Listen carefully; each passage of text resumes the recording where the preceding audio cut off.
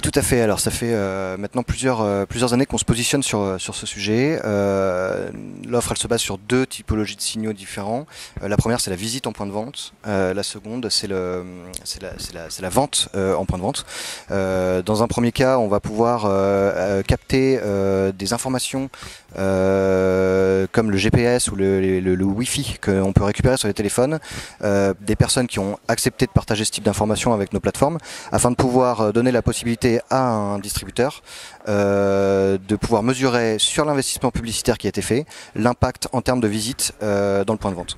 Dans le second point, qui est disponible pour tout distributeur qui a la possibilité de faire un lien entre une vente physique et une donnée utilisateur, enfin une donnée client, comme un email, un numéro de téléphone ou autre.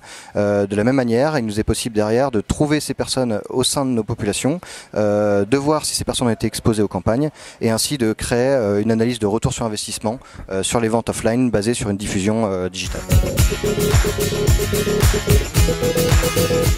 Alors ça coûte combien? C'est une très bonne question. Tout va dépendre en fait. De manière générale, notre plateforme est basée sur un système d'achat aux enchères. En fonction de la pertinence du contenu publicitaire auprès de la population qui est touchée, le prix va varier. On va faciliter et donc rendre plus économique les campagnes qui auront tendance à le mieux fonctionner en fait pour la population ciblée. Donc tout est basé sur un pricing au CPM, donc au coût par mille. Plus le trafic est important dans le point de vente, plus il sera simple pour Facebook de toucher des personnes qui derrière s'y rendront.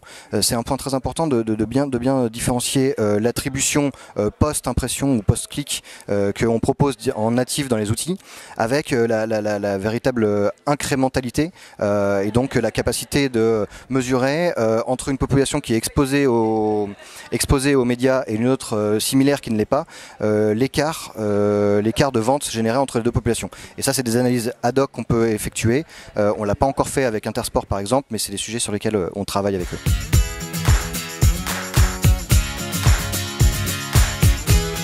Ouais, tout à fait. Alors bon, le meilleur exemple, c'est Messenger. Messenger aujourd'hui, c'est 10 milliards de messages qui sont envoyés chaque mois auprès des utilisateurs vers les marques.